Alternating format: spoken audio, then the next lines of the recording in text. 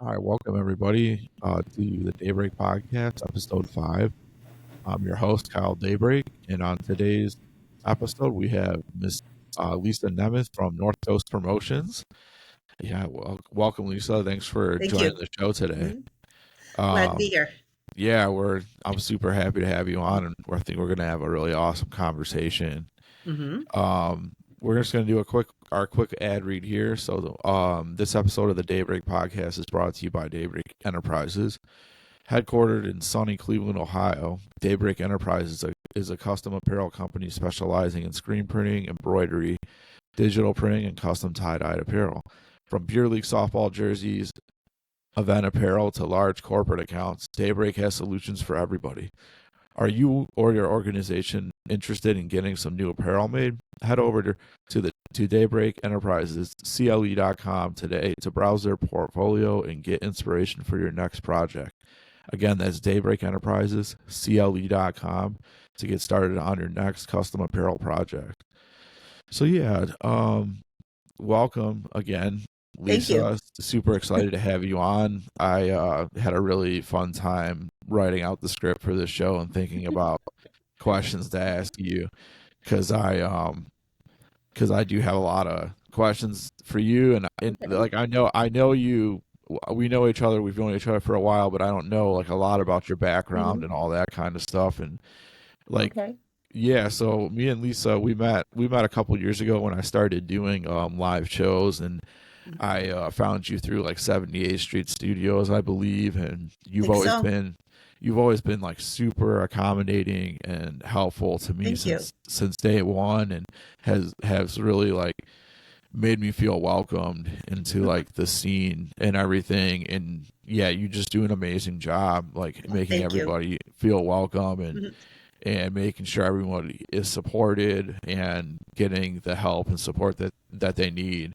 And hmm that's why, I've always loved doing your events and stuff like that. And Appreciate um that.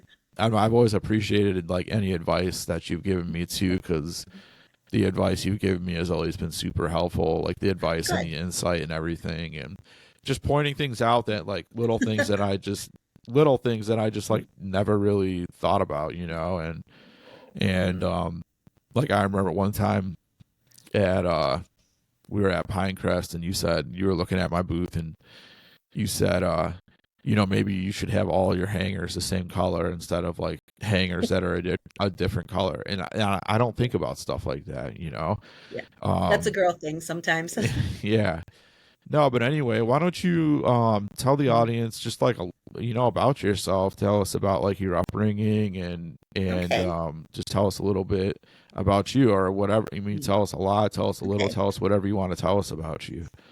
Give you the elevator speech here. Yes. No, we got plenty of Um, time.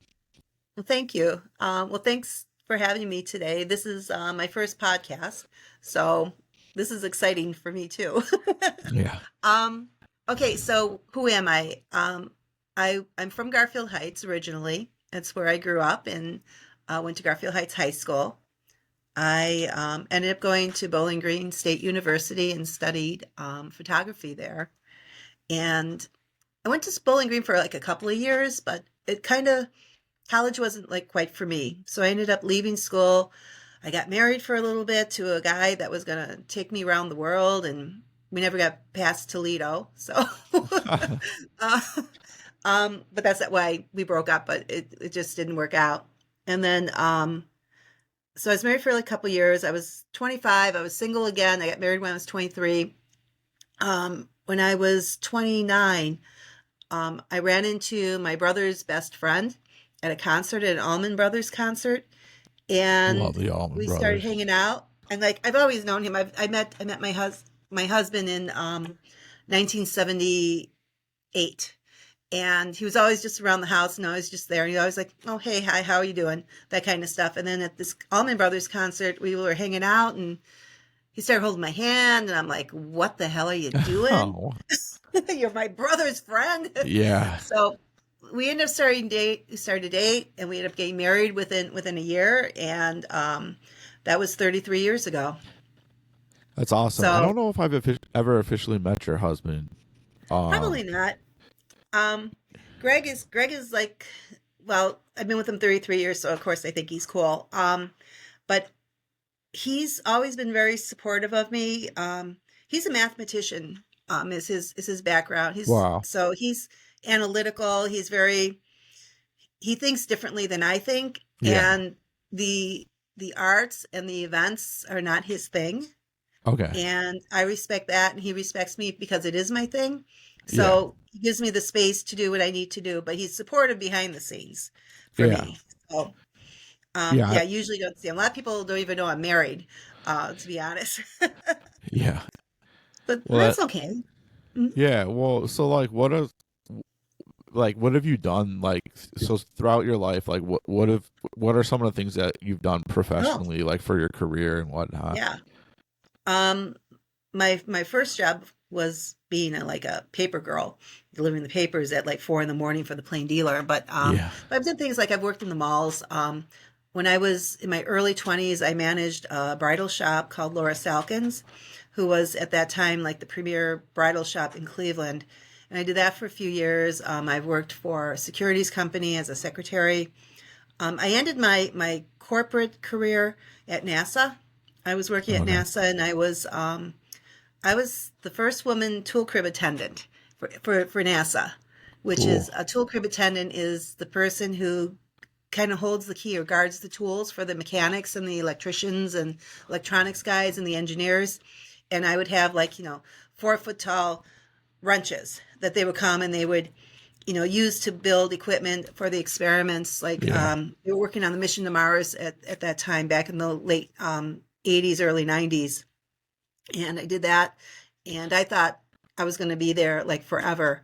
And Yeah. then it was during that time period that Greg and I ended up getting married. We started a family, and my focus just wasn't at work. My focus was more with my children and my Yeah. family. So I retired, and left, and then that's how I kind of got involved in the arts. Yeah.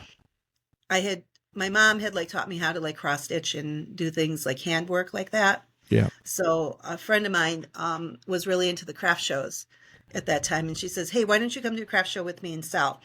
And I says, "Okay, what should I sell?" And I was doing T-shirts. My husband and I were kind of going to lots of dead shows at that time in Yeah. our life, and I was doing T-shirts and bringing T-shirts to concerts and selling them a little bit there. So I started off my crafting career as a tie-dye person. Yeah. Hey. So we can relate to each other, I think, in Yeah. that. Totally. Uh-huh. And Yeah. then So. from there, oh, go ahead. Oh, no, no, no. I was just. Yeah. Just go ahead and continue. I didn't mean to cut you off. No, no, no, no. So now I'm like home with the kids and like, what do I do? It's like, so I started picking up craft shows. And they were pretty much the church style craft shows. Yeah. And I was doing those. And then I kept morphing with what I was doing. I was doing T-shirts for a while. Then I went into jewelry. I think everybody does their jewelry stint at one point in their career. Yeah. And then I ended up landing on decorated outlet covers, Wow. That's which was awesome. I was trying to think of something to make myself stand out or be different than Yeah. everyone else. No, that's And cool. I literally woke up in the middle of the night at 2 a.m. and the words outlet or switch plate covers came in my head, and I wrote it down. I went back to sleep, and in the morning when I woke up, I saw the piece of paper, and I was like, "What am I going to do with this?" So I spent like a year of research, like how would I decorate them? What would I do? And I ended up using handmade papers and decoupage is what I ended up with. And I gave them out to my friends. And I said, use them. And I actually have one that's still in my bathroom from like 1996. It's Wow. still there. It still works. It didn't fall apart. So I know they had longevity. Yeah. But I started doing that, and I was kind of known as the light switch plate lady. Yeah. How did that And work out? it was okay. I mean, it was fun. I used to do custom orders, and I would go to people's houses and I put their light switch plates on their walls, and Yeah. it was kind of fun and stuff. But then my children ended up going to school. They started school, and that's kind of like how I morphed into Northcoast Promotions with coordinating events. Yeah. So why don't you go ahead and Okay, tell us about so North Coast and the story behind it and how it all started.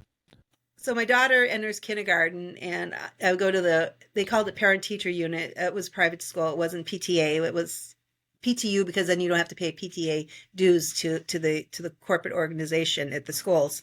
Okay. And they're in the meeting and they go, okay, next agenda is craft show. Well, the craft show didn't do very well. We think we should cancel. And I went, oh, wait. I do craft shows. Yeah. I know people. And I got really excited. And they said they made me the chairperson of this failing craft show. The year before I came in, I think they had eight booths or 8 tables. Yeah. And they could only fit like 30. I ended up selling 30. We had it, people showed up, and I'm like, wow, this was fun. This was great. So I started volunteering as the craft show person for the school.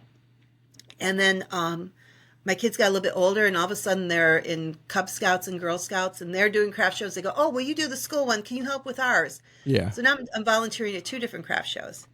And then the city of Cleveland, I live in the old Brooklyn neighborhood. Yeah. They're like, oh, we're going to do a festival. And we know you do the Cub Scout, the Girl Scout, the school. Can you help us with the street festival? And I went, I see something here. Yeah. So I spent 1 year doing 4 events, volunteering to see if I could mentally handle it. Yeah. And I did. So in 2004, I ended up incorporating into Northcoast Promotions. Yeah. That's awesome. So yeah, I had how I started. Similar kind of thing for me. Like, I started by like making shirts that I wanted to sell to people, and then the people started, the light bulb went off in my head that I could do custom orders for people. Yep. And then it kind of just went from there. And so it sounds like it's pretty cool, because it sounds like it had a pretty like organic and organic beginning, and it grew. So you mentioned some of the first shows, like you mentioned the Cub Scouts and Girl Scouts stuff. Yeah. City of Cleveland. Have you done like a lot of shows with like actual municipalities? Yeah, I do actually. Currently one of my clients is the city of Middleburg Heights. Another one's the city of Seven Hills. I work with them. I work with Cleveland through Tremont West. Tremont West is the development corporation. I know them. Yeah, I forget what the girl's name is. CDCs. I worked with Old Brooklyn CDC in the past. I'm trying to think of other cities. I worked with Parma. I worked with the city of Brooklyn. Yeah. And stuff. And it's nice because the cities all talk to each other, and then they share information. If something's working with one, they share it with the other. And that's awesome. I end up morphing a lot. That's awesome. So, yeah. So what were some of the biggest struggles you had when you first started off with Northcoast? Well, I was walking into something that, like from a business perspective, I knew how to do like the pumping up of something, like the shouting about it, and doing that. But then like the day-to-day grind stuff, I wasn't super familiar with. Yeah. So I knew I needed. I thought in the beginning I was going to do my own books, like I'll get not PayPal, QuickBooks, and I'll do this, and I'll be able to do the taxes. Messed it up every single time. Yeah. Every time I messed up, I couldn't figure out how to use the program and stuff, and I was like, oh my gosh. So I ended up hiring an accountant who was doing that for me, but she didn't want to do the bookkeeping part of it. And after a couple of years, she just looked at me and said, I have no idea what you do. I don't understand how you make money. I just don't know what you do. Yeah. And I'm like, okay, you're not the right person I should have. Yeah, seriously. So I ended up finding a bookkeeper. I actually went through a couple of bookkeepers and landed on one that I use now. And it's the best advice I think I've ever gotten business-wise is do what you do and hire those who can do what you can't.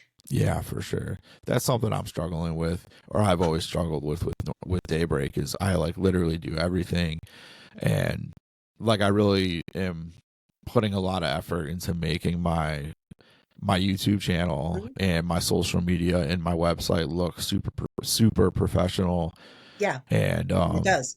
It's I think I've done a pretty good job by myself, but I'm like at the point where I would like to work with like someone who's really specialized at like YouTube and making the thumbnails look really good and all that stuff.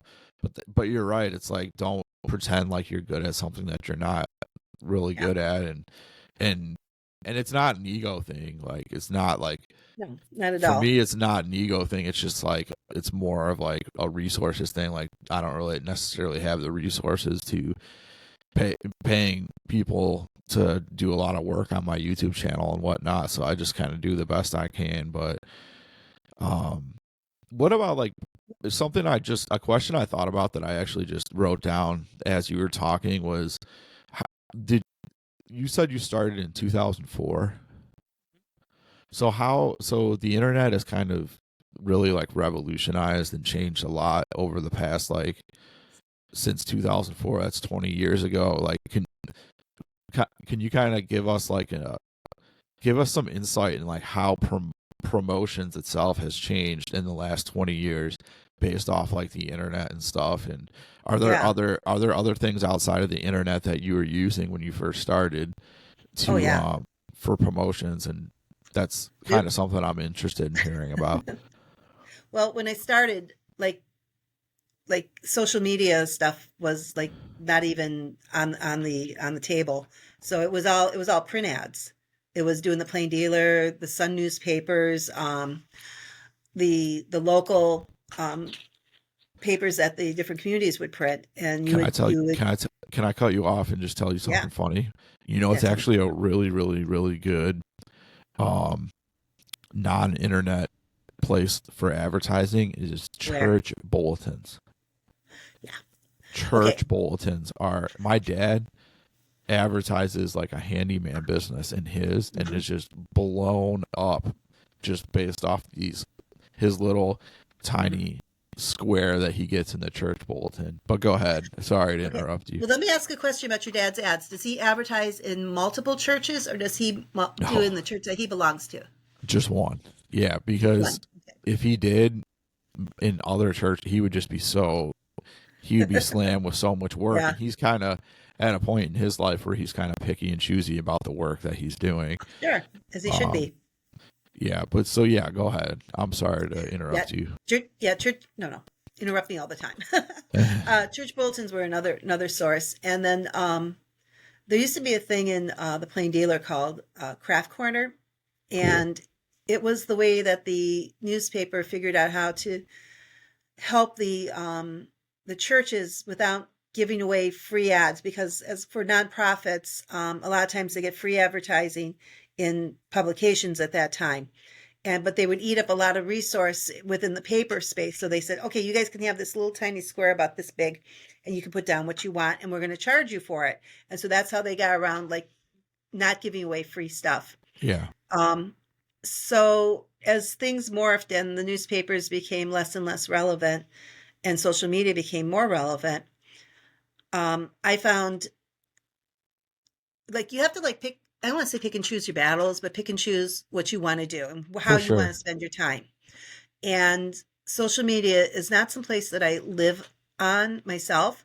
So I've kind of gone through a couple of people, and I think I've landed on somebody now who is like really into it. And so she's been, I don't know if you've noticed, like the Instagram and stuff this past 2 months has really like been focused, Yeah. and I think it's been pretty good. Yeah, it So I have has. somebody. So she and I talk. We talk about what our plan's going to be. We just plotted out the year, what we're going to do, and I say go for it, and I pay her, and she does it, and I get the returns that I need. Yeah, for sure. Yeah. Yeah, Um, that's but outside of that, kind of like what I do is I'm pretty much social media right now for the advertising. Besides handouts, I still do print handouts at the shows. Like here's a list of what I'm doing, and I'll hand them to the customers and say, come and see us at the next show. So for me, when we're in live in person, I'm always selling the next event. yeah. That's awesome. So yeah, that kind of, you answered a little bit of my next question. So Oh, you do sorry. have some other, no. So it sounds like you do have some other people that you work with at least a little bit with marketing and whatnot. So Oh do yeah. you have like other team members like helping with Hmm. North Yeah. Coast? All right, so I have an insurance agent because we have to legally carry $1 million worth of insurance. I have to insure the properties I'm on. It depends like who owns the show. Like if Northcoast owns the show, Mhm. then I insure the property. But if the property is hiring us, then I'm like a contractor, so I don't have to insure them. Um, I have I've got my bookkeeping people. Yeah. I've got an attorney. I've got actually two attorneys that I can use depending upon what kind of legal questions I have. They Yeah. specialize differently. Um, I have support at the shows, and the people that I hire. At one point in time, I did have payroll people, but because there's not enough work for someone to be really full time with Yeah. me, it makes more sense to do contract work. Yeah. And I look for people who are people who like to talk, smile, just be happy, Yeah. and Totally. be like helpful to my client. And my clients are my artisans are my clients. So I'm working for you. Yeah. I mean, your team and the people working for you and helping you have always been awesome and Yeah, super yeah, we've helpful. got a good group with us, Yeah. and they So when morph, you, they come and go. yeah, for sure. Mm-hmm. Just like anything. When you Mm-hmm. started North Coast, did you have like a clear vision of what you wanted North Coast to be, or Yeah, were you kind of happy to let North Coast morph and turn into whatever it turned into? maybe a little bit of both. Yeah. I think to be successful, you have to have a path. You have to have your mission statement, and I will pound that home to anyone who will listen to me or will ask me. You got to know what you want to do. You're doing something for a reason, and whatever your reason is can be valid. Um, Yeah. my personal mission statement is to help promote small businesses in Northeast Ohio. Clear cut, simple. Um, and when you start, like if you start to do other things that are not part of your mission statement, then you can start going down these side paths and get lost from what you want to do. It's okay to change your mission statement. It's okay to change. You're allowed to change and change your mind and then go on a different path if that's a better path. But you need to always revisit why you're doing something. An example I can give you is um, when I do some of my I won't call them smaller shows, but like some of the shows I do, I work with professionals. I work with people such as yourself. This is your day job. This is what you do. This is how you pay your rent. This is how you pay your phone bill. This is what you're doing. Yeah. I work with other people who are I think an old time term would be weekend warriors. They have a Yeah. day job, 9 to 5, Monday through Friday. On the weekends, they go to the craft shows and they sell what they make. They know how to knit, they know how to crochet, they know how to paint, they know how to do something, and they go and they sell it. And then I have another third group of people who are, they know how, and this is probably an older category where they knit and crochet or they paint or they quilt or they do whatever, but they're isolated and they don't have other social interaction. So to go to a show and sell crocheted blankets, Yeah. all their goal is to make enough money so they can buy enough yarn so they can make more blankets. Wow. Yeah. So and that's fine. I mean Yeah. that's why they do it. It's a legit reason. And there are a lot of people who are isolated, and sometimes the only social interaction they get is at a craft show by their fellow art, crafters around them, or the public Yeah. interaction because their family lives on the other side of the country, or everybody's dead, or I mean, there's a lot of reasons for Yeah. that.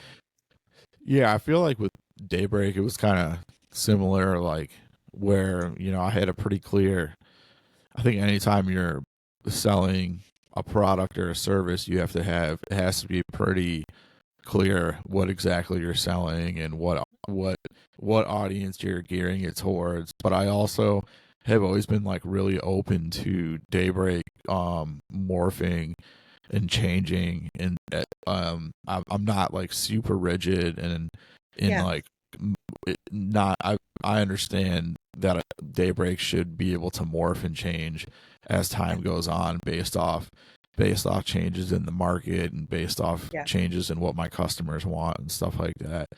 But I think you're right. I think you do have to kind of have a clear vision that is geared directly towards your client base, like so that, because when you're selling your product or your service, you have to be pretty direct with Yeah, people as to what exactly they're going to get. absolutely. Yeah, and like I said, it's okay to change your path and change your course, but you also have to be conscious of, like, market trends. Like, I think peach was the color last year, and It was. so a lot of people had a lot of peach incorporated into their works. And I forgot what the name of the color is this year, but it's kind of like I think it's kind of a black color. but Yeah. people, I forgot, it's like a brownish or something like that. But people you're gonna see more of that this year in like fashion and a lot of merchandise. Yeah. I mean, like, I've learned a lot too through like vending and selling my apparel and whatnot. Yeah.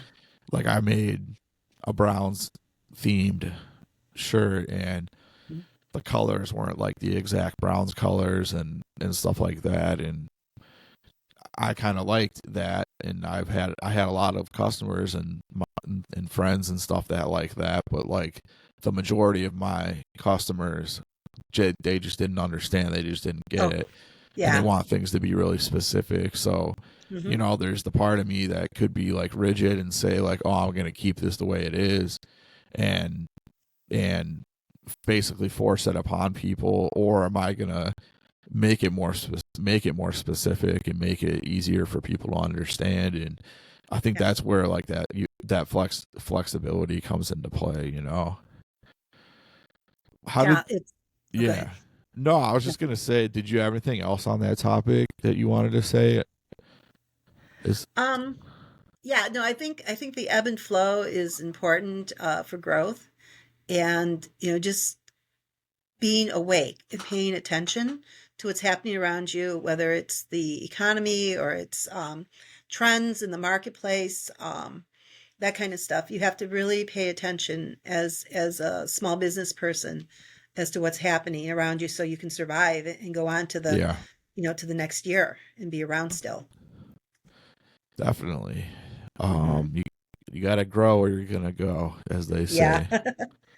So how There did have you been first get involved with seven? Oh, I'm sorry. Go ahead. 70. Oh, no, I was going to say, let's just go on next. Let's circle back to that. Let's go on Yeah, to no, 78th Street. yeah, no problem. Yeah. I was just Mm. gonna ask how you first got involved with 78th Street Studios. I had to think about that for a second, because I had to go back and remember. I've been there since 2010 with the building, and I had an office in downtown Cleveland at Tower City, and an artisan had walked in who had a gallery at 78th Street and asked if they had this idea about bringing in non-resident artisans to do an event, and he had a Yeah, space that he was using up on the second floor, which is there's a ramp level, then there's first floor, second floor, third floor, and it was up on second floor, and we were doing like maybe 10 people up there would fit. And it's where Juice Man just had his show. yeah, I don't know if you saw that or not up there yeah, at that location. So we were in there and I was helping him, and we did it for, I don't know, like half a year or something. And then I'm not exactly sure what happened, but he no longer was a tenant in the building after a little while. And I was looking at this thing we were doing, and I went to the owner, Dan Bush, and I said, "Can I stay? Can I stay and still do yeah, this?" And so he and I had a very in-depth interview conversation, because he really didn't know me. I was just kind of like the add-on person. yeah, And we came to an agreement, and he said, "Yeah, let's try it." And we're still trying it, I guess. yeah, yeah. So what happened was we were up on the second floor. That was so difficult. There's two flights of steps to get up there, or there's Oh an yeah. elevator. And like you have to go up a flight of steps to get to the elevator. But the elevator isn't like you push a button, you go to the floor. This is an elevator from 1910 where you have a wheel and you have to turn it physically like this to get the motor going so that you go up to Wow. the next floor, and then you have to stop it and get Wow. it right so that it gets like on the floor so you can get off. Wow. I hated the elevator. I still hate that Yeah. elevator. I hate that elevator. Um, so so when So then what happened was up on the second floor, he started boxing off the areas and selling the galleries and everything.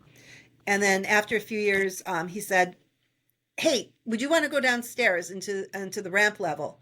And I was like, "Yes, I do. I want to go down there. No more steps, no more elevators, all that stuff." So we were downstairs, and there was nothing down there. There was like zero down there. And after a little while, he started being able to cut up the areas and sell the gallery spaces and the studio spaces. And then he offered me the both floors. So that's how I evolved into where I'm at. Yeah, And that's we can do up to 80. We went from 10, we can do up to 80 people on both floors. yeah, it's a pretty awesome event. Seems to have a pretty decent crowd that comes through, and Oh yeah. I think that's a good thing We for. count. Oh yeah, yeah. So you do Yeah, have a counter. I pay somebody. I literally pay somebody to stand there and click each person that comes in, because I need that. For me, that's my market research, and I know how we did, and I Yeah, know, like, was nobody there? Were there a lot of people there? And so before the pandemic happened, we were seeing about 1,200 people on a Friday night between 5 and 9, and then after the pandemic, we were down to like 400 people. oh yeah, And it took a while.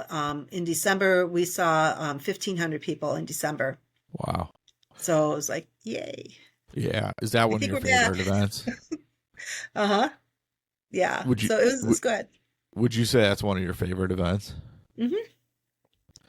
Oh, they're all my favorites, like your children. Yeah, Who's your favorite? They're I all my know, I favorite. know. Yeah. But you know what? I like each event for different reasons. Yeah, And I've kind of learned over the years that um, life is too precious and too short to do something you don't like. yeah, of course. Yeah, no, I So, I mean, like, yeah, that's like, sounds really cliche, but it's so freaking true. Um, so for events, like, um, I've had things come and go, like at the ebb and flow things. You try something, and if it works, great, you hang on to it. If it's not working, it's okay to let go of it. And working means it has to be financially beneficial to us, to North Coast. It has to financially be beneficial to the participants, and people mhm, have to show up to buy. It's like three things that have to happen to make a yeah, perfect storm. And if I'm the only one making money, that doesn't work. And that doesn't work because now I have to work twice as hard to keep finding new people to come to the show that's failing, and it's not making money for anybody. And that's a waste of time for me on my resources, and it's a waste of time for the people who are participating. So you just make it go away. Or if it's making money only for the participants, they got to think about that really, really hard. Is it worth my time to do like charity work? yeah, for sure. And I think that's a tough thing for me at like picking and choosing shows to Mhm. do because Yeah. I've definitely noticed certain shows like people just aren't there to spend money. Right. People aren't there to shop, and they're kind of just there because it's something to do or it's something to bring Hmm. the kids to. And so yeah, trying to like find shows that I know, people are gonna be like willing and able to purchase something or. Yeah. And that's tough So though. I mean, because that it's ebbs hard. and flows. It ebbs and flows with the economy, the time of year, and all kinds of different things.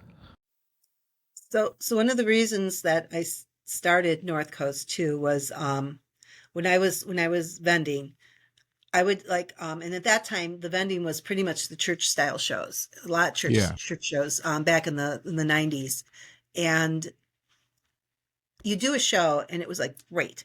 People are coming, they're spending money, this is great. I'm doing it, I'll do it again next year. And all of a sudden it's good, it's good, it's good, and all of a sudden it'd be bad. It's like, well, what happened?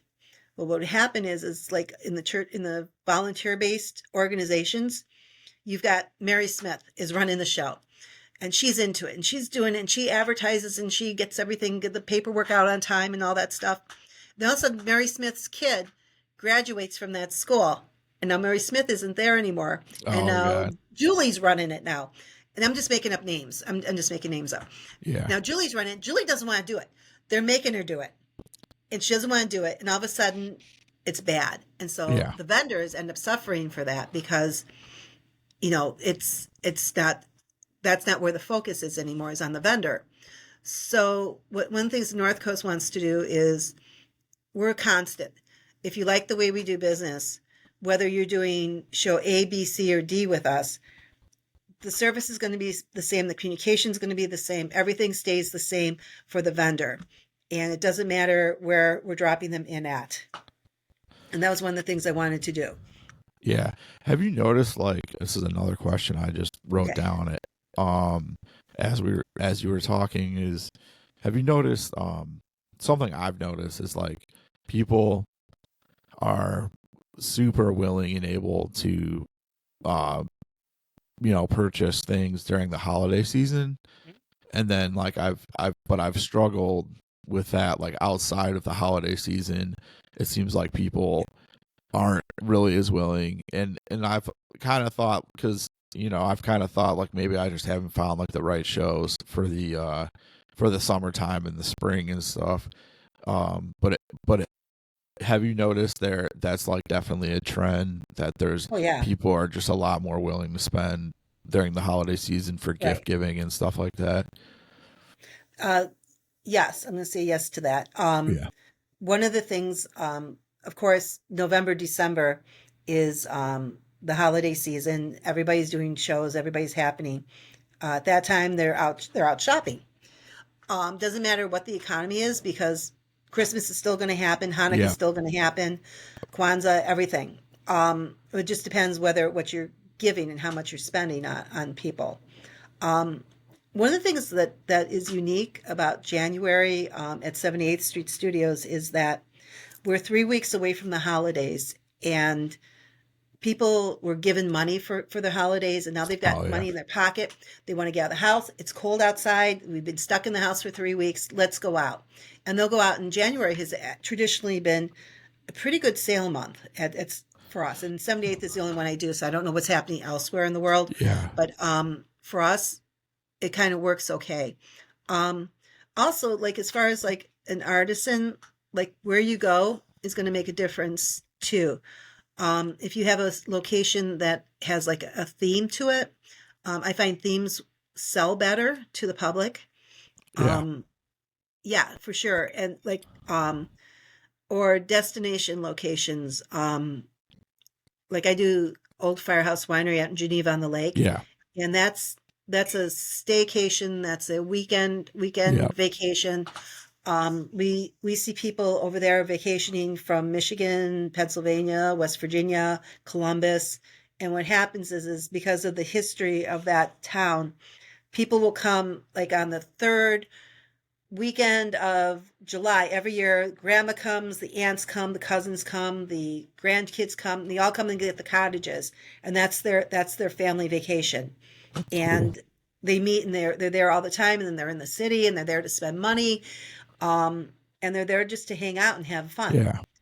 And so something like that works, like in the off months. Yeah.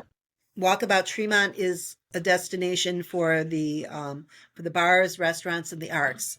And that's traditionally what it is, and that's the type of people that it attracts. So you have to, like as an artist, you need to look at like what the attraction is. Why are we doing it just to do it, or are we doing it because it's a celebration of something?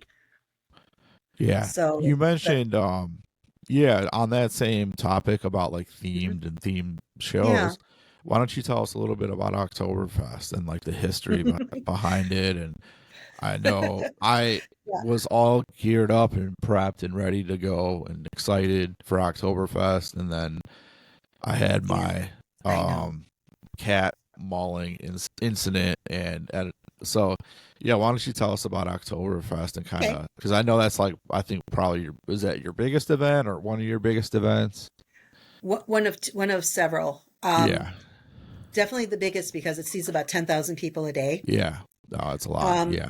That is a lot. That's a lot of people. I'm not part of that end of the industry. What Oktoberfest did, it was started off by a nonprofit group, and Bob Haas was my direct contact person with that.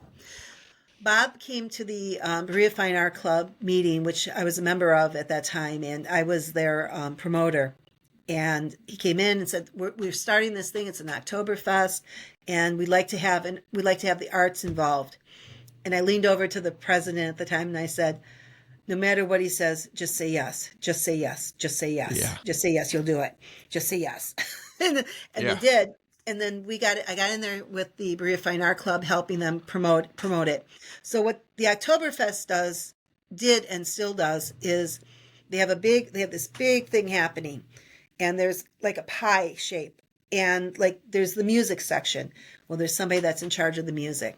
There's the advertising. There's another group in charge of the advertising. There's the food vendors. Someone's in charge of the food vendor. Well, we were in charge of the local artisans, and that was the only thing we had to worry about. We didn't have to worry about anything else. Yeah. And I'll tell you, when you have a large event like that, that's what works. Gotcha. Because everybody has their little tiny piece to do. And it's just like running a business. If you divide out your business to other people who have a different part of the pie to work on, it's all successful because everybody's concentrating on what they just need to do. I started there, and that was 2007, I believe, was the second year for it. And I still work with the Berea Fine Art Club with the art market part of it. But then I was also hired on by Oktoberfest officially to run 2 other building areas for them. Yeah, that's awesome. And I love Oktoberfest. I go there and I'm like, it's Oktoberfest. Yeah, I can't wait. It's a good time of year too. Like the brown season is just starting, and people are optimistic. The Browns haven't wrecked their season yet, so people are still we're all hopeful. Optimistic. Yeah. The Indians are usually, the Guardians are usually playing well towards the end of the year, like always, and I like that time of year. I was nervous, to be honest with you, when they expanded it to 2 weekends. Oh yeah. So what happened was one of the years, the air show was canceled, and so there was an uptick in our attendance that year for Oktoberfest because there was an air show, so people were looking for something to do. They discovered Oktoberfest, and I thought my personal input was if you expand it to 2 weekends, you're going to just dilute your customer base. Yeah, I was wrong. When they did it 2 weekends, the concentration the second weekend is the same as the first weekend because now you're pulling the people from the air show who are going Labor Day weekend are now showing up the second weekend. Yeah, so that was a smart move on their part. Yeah, I was gonna ask you about that, like how the weekends differ, as far as like crowds and everything like that. Is one weekend better than the other? Yeah. Nope. That's just awesome. more days the first weekend than the second weekend. Yeah. Because it's 4 days. It's Friday, Saturday, Sunday, Monday because it's a holiday, and then the second weekend it's only Friday and Saturday because that Sunday is always opening day for the Cleveland Browns. Yeah. So instead of trying to compete with, it doesn't work. People are, you just need the 2 days and that's all you need. Yeah. And so that's pretty nice. Yeah. We've talked a little bit in the past about like competition and like competing with like other events and promoters and stuff like that. And I know you've said in the past that you're not trying to ever like step on other promoters' toes. Can that be like difficult at times, like not stepping on other promoters' toes? And are there times where you kind of just have to, in order to do what you have to do? All right. There's a publication out there called the Craft Show Booklet. Yeah. It's sent by Jennifer Wintruck, and I like her publication because she's good at what she does. It's like 500 shows in Northeast Ohio, so you can kind of open it and see like which promoters are where and which small volunteer groups are doing what where. And when I started, I would use that as my roadmap, and I would see who's doing what where. And that's a good idea. My personal philosophy, my business practice is if another promoter is in this building, I don't go into that building because that's like their territory. Yeah. And out of professional respect, I won't do that. And there's no reason for me to do that. I do know that I am very possessive of where I am. Hmm. And I'm going to say, oh gosh, this must have been 10 years ago. There was somebody who came into one of the churches I was working with, and I like blew a gasket. I was like, "What are you doing? What do you mean you're going to have another craft show here? Like 2 months?" I says, "I'm working for you, and this is your fundraiser for the year, and you're going to dilute your fundraiser." And da da da da da da. And I get really crazy, Yeah. and then that person didn't come back the next year to that building. But Yeah. that's and it's just a me thing, I guess. I just think it's a courtesy to other people in the industry not to do that. Yeah, for sure. Like there's another guy that's popped up on my Instagram that's starting to Hmm. print like Cleveland themed apparel, and Okay. he has this one brown shirt that is extremely similar to a design that I've had in my Okay. head, and the text on the front of the shirt is actually exactly the same as a design that I was gonna print next year. And then I like went back and forth about it. Like, do I print the same words on the front of the shirt? Because I Hmm. because I thought about it, I've had it in my head before, and or do I just like make something different since he already started using those words, and try not to like step on another person's toes, and like so I'm just Yeah. I'm a really competitive person, and Hmm. like it would be really hard for me to not step on other promoters' toes and stuff like Yeah. that if I was in your position. But I totally get what you mean. Like if you have like certain areas like Crocker Park or Pinecrest or Hmm. 78th Street, like if there's somebody else that's already doing shows there, you kind of just leave it be and do you kind of try to stay in your Yeah. lane.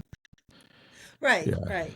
Um, I would say for your design that you just mentioned on, if not that it means anything left or right, but Hmm. my take on that would be, even if you were thinking about something and someone else beat you to the punch, then um, I would probably try and think of different words to use, Yeah, for because then sure. that person doesn't know you were thinking about it, and all of a sudden they're going to look at you as copying them, and Exactly. then you don't know also if they have any kind of trademark or copyrights on something. Then you get into that whole legal battle, and you don't want to go there.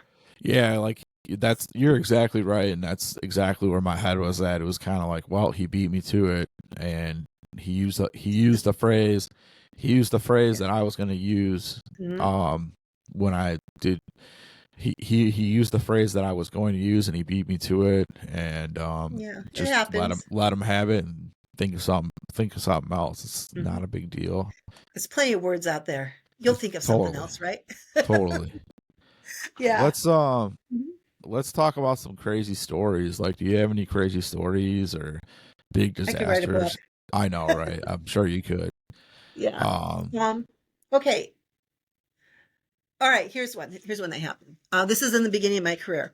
Um, I had church that I was doing a show at, and it was like in the wedding reception hall area, and it was a new show. It was struggling a little bit, and we were trying to make it happen. And it was in a good location, and it was a beautiful hall, and it was really pretty. It was a very pretty show. So, so I say, okay, we're going to do it next year. Okay, great, everything's good. And the year goes by, and I get sidetracked, and I'm doing other things and that. And all of a sudden, like I'm thinking about this, and I'm like, I haven't heard from them for a while. I should call them. I should make sure everything's okay. And then I forgot, and I didn't call them. And all of a sudden, it's like maybe 2 months before the event was supposed to happen.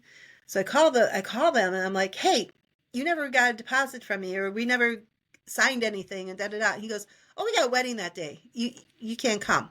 Meantime, I'm selling the spot. I've got the place sold out, and I'm like, wow. "What do I do?"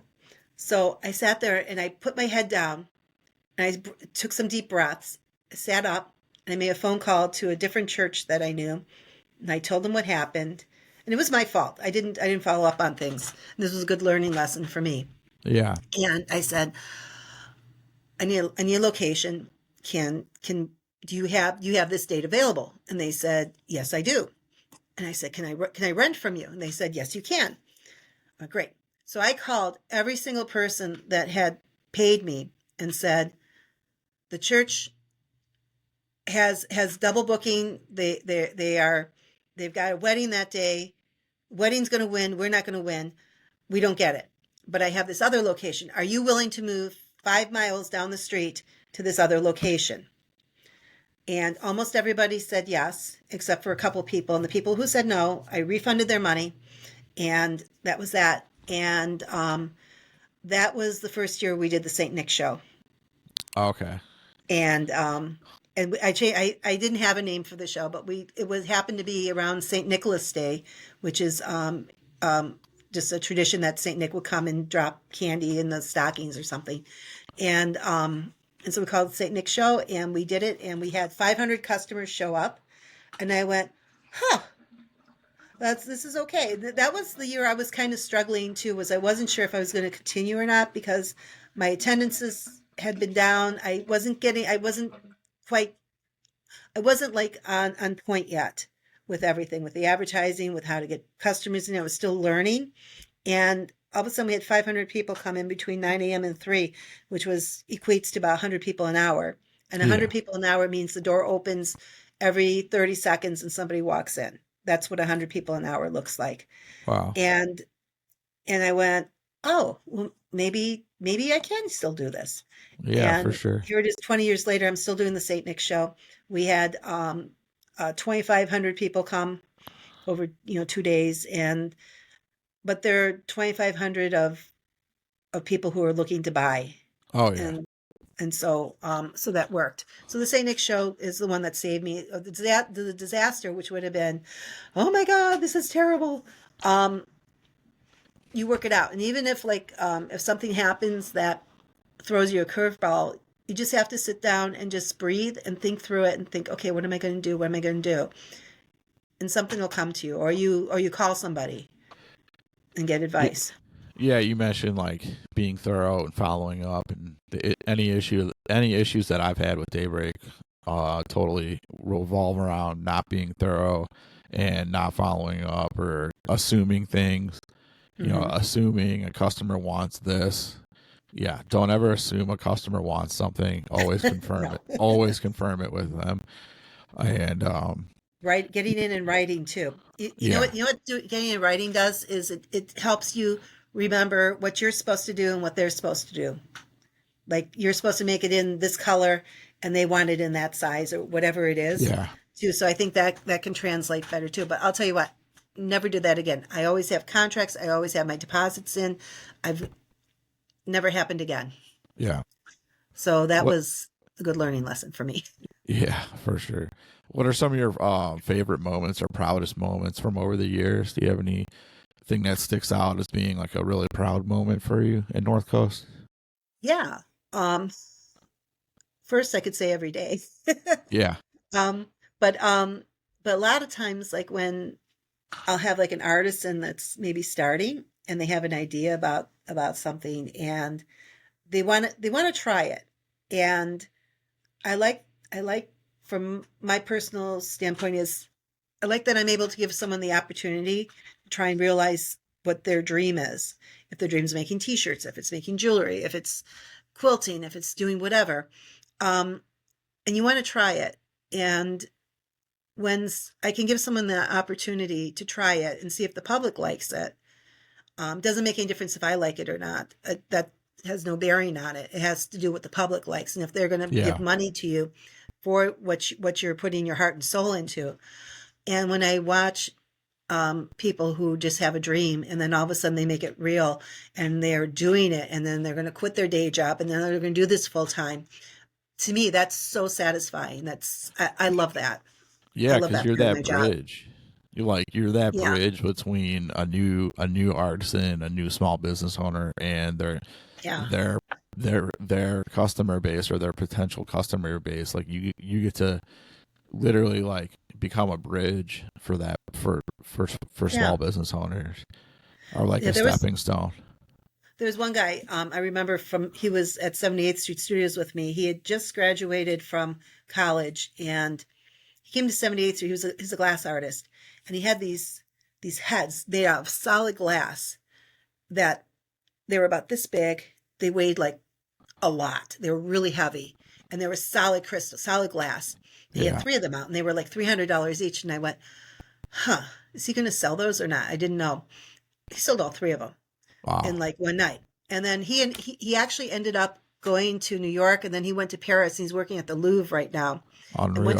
And one time he stopped back just to say thank you because we gave him his start. And he says, he would have made it whether I was there or not. I didn't have You any, don't but know just to that. see him, but just to see him go and Yeah. have the confidence and be in Paris doing what he loves. I think Yeah. that's a great story. Yeah, for sure.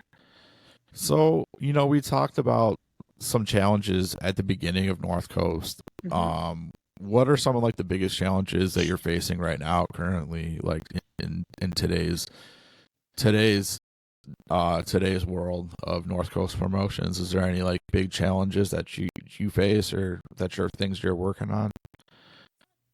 It's a multi-level question, I think. Yeah.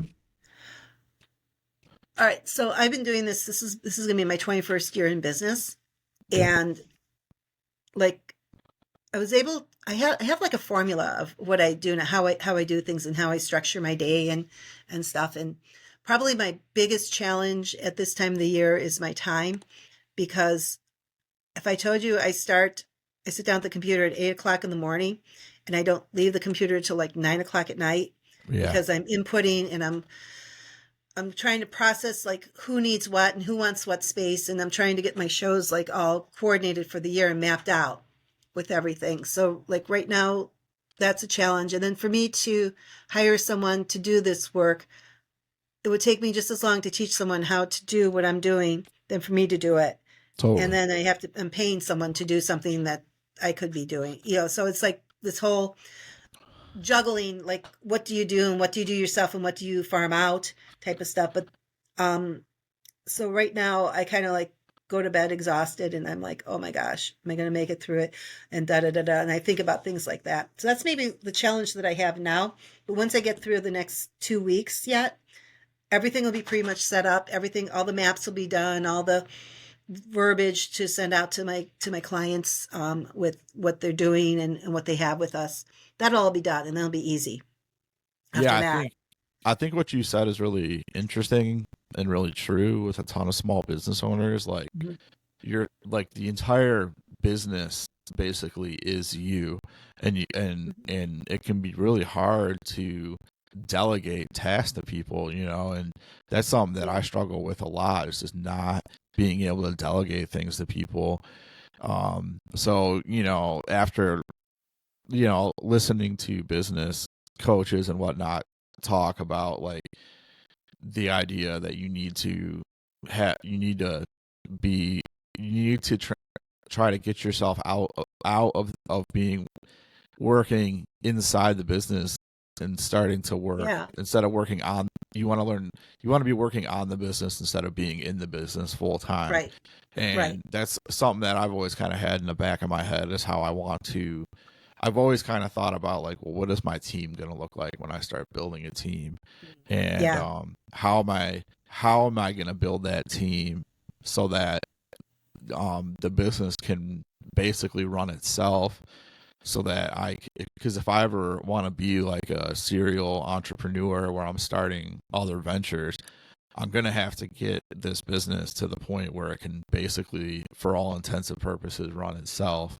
Right. If I can't be there for a week, I know that orders are going to be able to come in and out, and I don't necessarily have to be there. So yeah, What you but just said is huge. That's yeah, absolutely huge. As a small business owner, it's like your baby, your thing, and to let go of it, that's hard.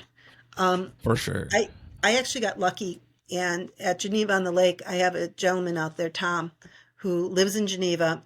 and he manages it. He manages it for me. I do the behind. He says, you do all the other stuff. You set the people up. You tell them what spot. You tell me what spots to put them in. All that. I'll just run it. He says, you don't need to be here. Go do boss stuff. And that is a quote that he said. And I went, Yeah. Do boss. What does the boss do? Yeah. So, and what it did was it mentally freed me up from having to physically be in Geneva on the Lake every Saturday, Memorial Day through Labor Day, for 10 hours, because by the time I get there 2 hours before it opened, 2 hours after it's done, and an hour drive there, an hour drive back, and those were long days for me living in Cleveland. And I would I'll go out there, and he says, just show up once in a while. So I'd show up and say hi to everybody. Okay, you good, Tom? He goes, I'm good. I says, see ya. And then I'd leave, and I pay him to do it. And that's huge. And finding the right people to do that, because not everyone's going to have the same love or passion that you do. So you have to find people that you trust and people that can sell it the way that you want it to be sold.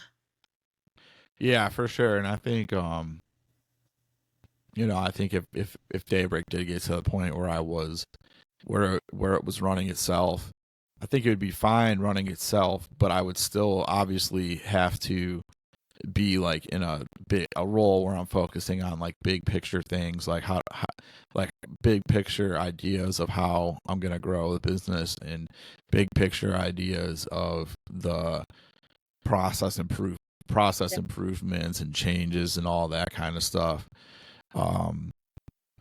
Yeah, but I see it all the time with a lot of screen printers where like it's like an owner operator kind of thing, and the owner just like is incapable of delegating things to other people, and the fact of the matter is like if you're not able to delegate things and pass responsibility on to other people, the business just isn't going to grow. You're just going to be stuck.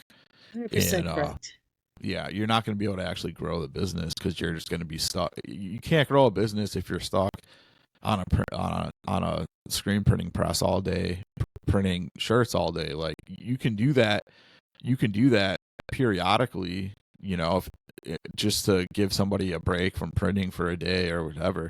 But like if you're stuck on press like 5 or 6 days a week, and you're not going to be able to actually grow the business because you're just not going to be able to work. You're not going to be able to work on the business enough. You're just going to you're too stuck inside the business. So. You're 100% correct on that.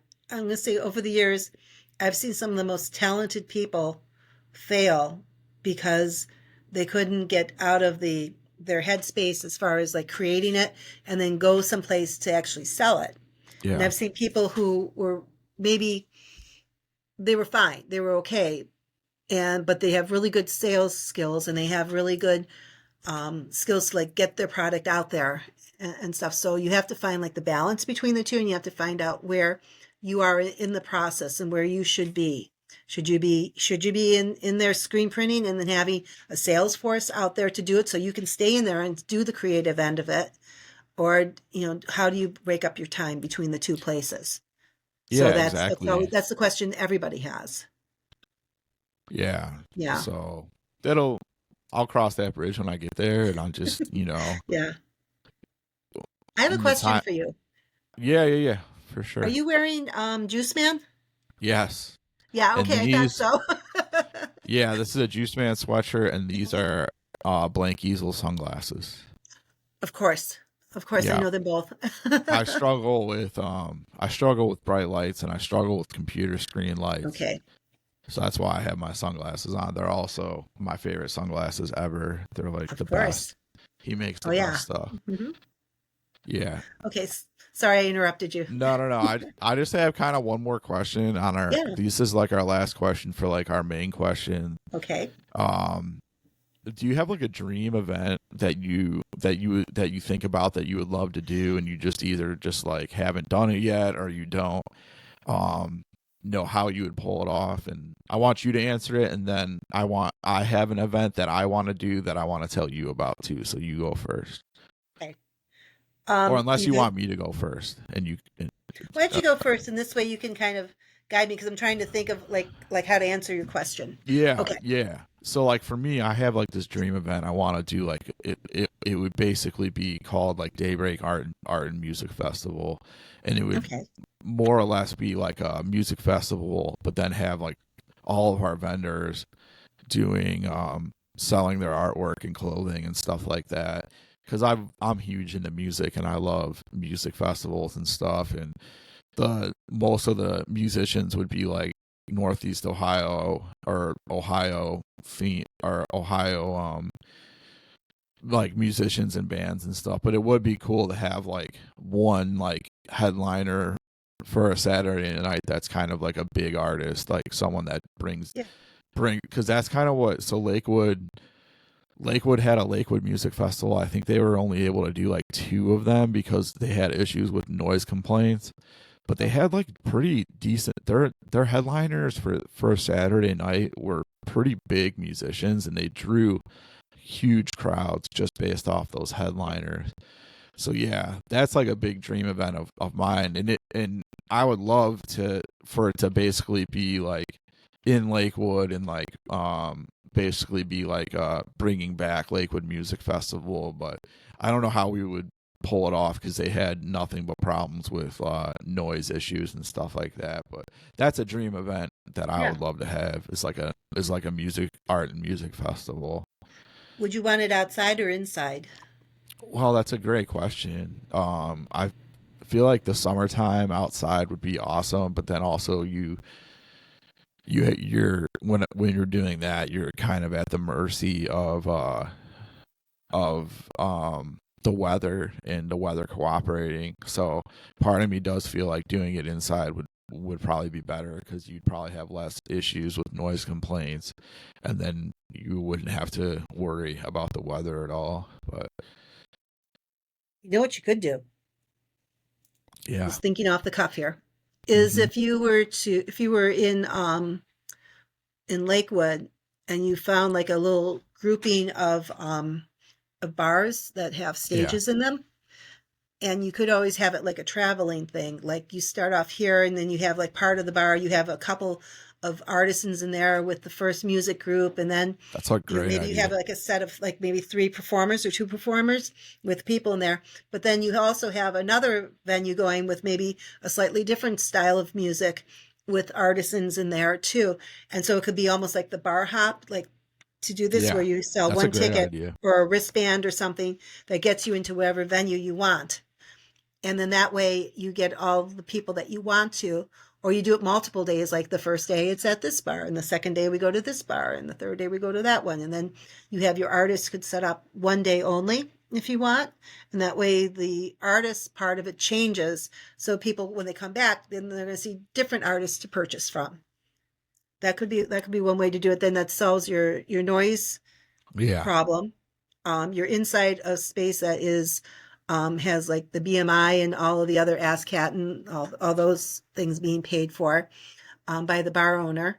And yeah, and then you don't have to That worry about sounds the like permits so much because you're inside a place that's already permitted.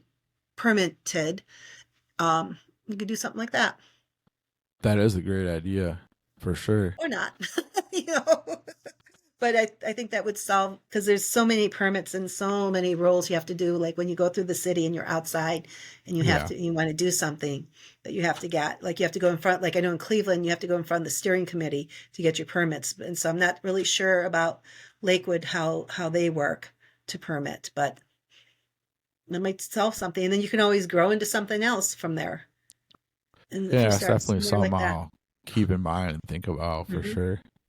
Yeah. But okay, so how do I answer this question? Um, I'm almost thinking that I'm kind of doing what I want to do right now. I've got 78th Street Studios. Yeah. I'm doing the farmers market stuff in Tremont. I'm doing Walkabout Tremont. I do the Chris Crindle Market in December. I do the St. Nick's show.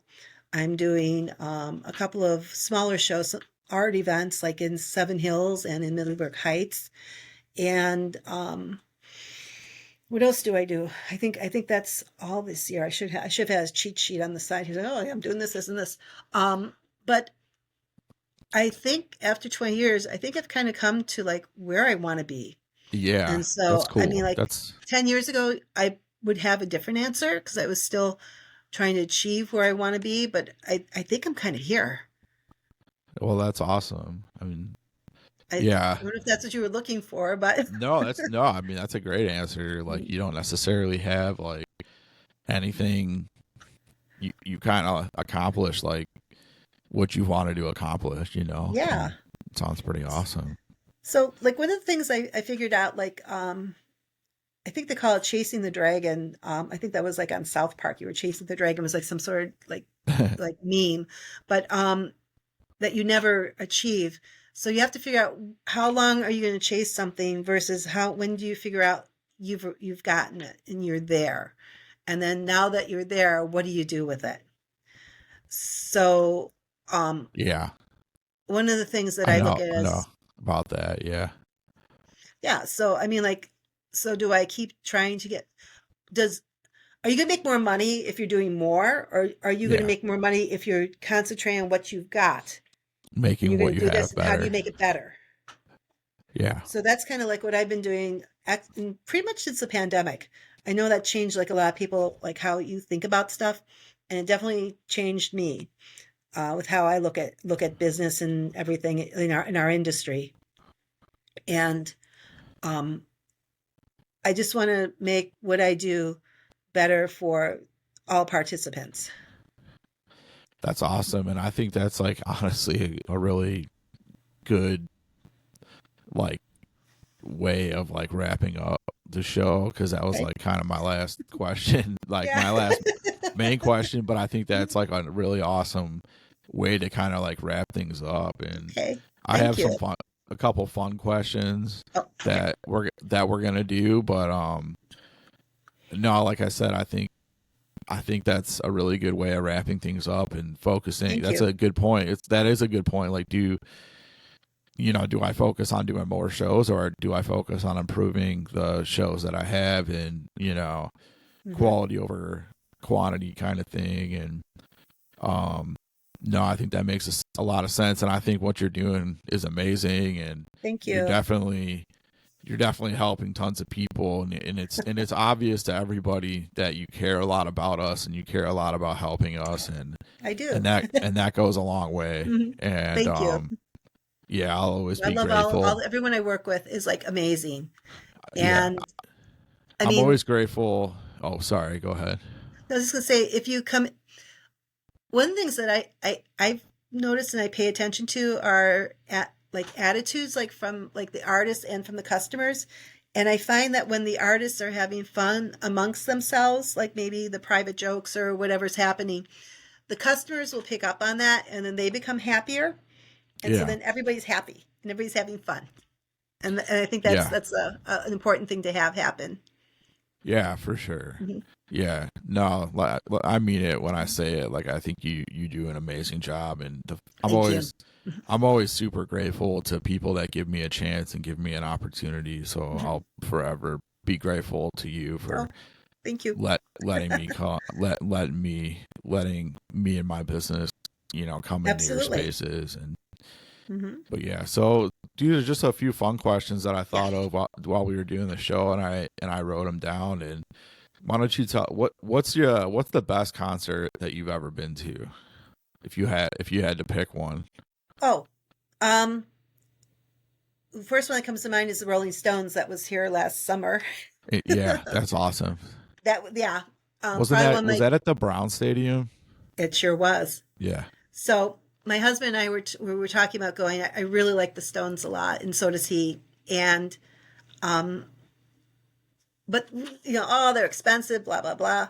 And then like I think it was like Thursday before the Saturday. Oh, and I kept saying, "Oh, I can't go. I've got I've got shows on the week. I got Geneva on the Lake and blah blah blah." And then on Thursday I went, I got Tom. I don't necessarily have to go to Geneva on the yeah, Lake. Tom is there. yeah, So I looked at my husband. I said, "Do you want to go?" And he said, "Yeah, let's go." So I looked yeah, online and there was like two tickets, like all over, just like a couple like little tickets left. There were 2 tickets in the fourth row. And I went, really? The fourth row? We could do the fourth row. And we actually talked about it. And I said, if we were to go on vacation somewhere, we would spend probably comparable money to go travel somewhere. I said, all we have to do is get in the car, go downtown, and we're going to spend the same money. So we can count this. Can we count this as a vacation? And he says, yeah. So we splurged. We got the fourth row. I sat next to Larry Nance. Wow, that's awesome. Came up to his elbow. When he stood up, literally, it was Huge. like, it was so cool. And everybody around us was like super into it. And Mick Jagger was like this big. I mean, like right up there. And it was like, oh my God. It was so fun. That had to be so awesome. It was. I got great pictures from it. It was pretty fun. That was a lot of fun. I like that one. That's awesome. Now, saw Paul McCartney too. Yeah. Yeah, cool. That was a good concert as well. And I saw him twice. I saw him when he played, and then I saw him when he sang with the Foo Fighters at the Rock Hall inductions. Oh, that's really cool. Yeah. Now, who's a band that you were never able to see that you wish you could have saw? Or a concert that you wish you could have gone to that you weren't able to go to? I don't know, because I've seen. If I told you, I've seen like a lot of bands. I've seen a lot. I've seen like I'm grateful. I'm grateful that I got to see some people like Johnny Cash. Yeah. I saw him. I saw with June Carter. Who would I want to see? Yeah, like I know my dad always talks about how the biggest one for my dad is how he had Zeppelin tickets, and then John Bonham died and they canceled the Cleveland show. So that was like a big one for my dad that he missed. But if you can't think of pretty anything, much a lot of the people that I've always wanted to see, I have seen. Like I see the Who like multiple times. I've seen. Yeah. Oh, I know which one. I know which one it was. Oh, what's his name? He died the next day after he came to Cleveland. This was like back in the 80s. He sang Pretty Woman. The guy who sang Pretty Woman. What's his name? I can't remember now. We were going to go. I was going to go with somebody I was dating at the time, and we were going to go, and then we just said, "Oh no, we're not going to go." And then he died the next day. Who was that? Yeah, I don't know. I can't remember right now, but that would have been like something that could have saw him. Yeah, so it sounds like you've had an awesome life and being able to see tons of awesome music and stuff. That's cool. What is your favorite? Yeah, what is your favorite vacation spot for you and your husband, or you and your family? Do you have one? I'd say probably a couple of places. I do travel like a lot. We like San Diego a lot. I do too. Oh my God, San Diego is like. They talk about being perfect weather. It's like something about the temperature and the humidity and everything is like, it feels like no weather. Like you walk out and it just feels, and it's just perfect. Really, yeah. Love it. Love the ocean. We went on a extended family vacation with like 15 people, like cousins and everybody like that, to the Outer Banks. And we only went there once. But it was like this magical vacation. We had 15 people living in the same house. Yeah. It was a little intense. Yeah. But it was really, really fun. The Outer Banks are awesome. They're kind of a pain in the butt. They're kind of a pain in the butt to get to, but they're definitely awesome. As when we were growing up, that was like my parents' favorite vacation spot to take us to. And the water's like a perfect temperature. It's not too cold. It's not too warm. Because once you go south, once you get down along like the Georgia coast and stuff like that, that water starts to get super warm. But we grew up going out to the Outer Banks all the time when we were growing up. Did you ever get to go to Jekyll Island? I don't think so. I've never heard of that. Yeah, Jekyll Island's off the coast of Georgia, just north of Florida. And when we were kids, we stopped there on our way back from like Disney or someplace and stopped there by accident. And it became my mom and dad's like go-to spot together. My mom would say it looked more like Hawaii than Hawaii did. That's awesome. Yeah, I'll have to look into it. Yeah. Well, thanks Thanks so much, Lisa. I think Mhm. this was like a really good episode. Oh, I thank feel like you. I've really gotten to know you a lot better, and Mm. um, I hope Same here. you I hope you feel like you were able to kind of like express yourself Mhm. and get a lot of information out there to the world, Yeah, and I just want to thank you for giving me the opportunity and giving coming on the show. We really appreciate it. I'm thrilled to be here. Thank you so much. Thank you for all that you've done for me. And it's always great to see you at the events or any place else. Yeah, absolutely. And Mhm. then why don't you like plug your social media and everything and let everybody know like anything that you'd like to Mhm. say Okay. Well, thank about you. yourself and North Coast. Um, Northcoast Promotions, our website is northcoastpromo.com. You can go to the website to get a printout of where we're going to be this year. If you're an artisan and you're looking for events, all our events are different from each other. So depending upon your skill level or what you're looking to get out of an event, we probably have something that'll match up for what your needs are. My social is the handles at North Coast Promo, and we can be found on Instagram and Facebook. And I'll be at 78th Street Studios this coming Friday. So come on out and say hi. Awesome. Well, thank you Thank so you. much, Lisa. And we'll in the next, we'll have you on the show again in the future to Oh, talk about thank you. stuff. And Hmm. um, I really appreciate it, and I hope you have a good rest Thank of your you. day. Thank you very All right. much. We'll see you soon. Take care, Lisa. Thank you. Bye. All right. See ya.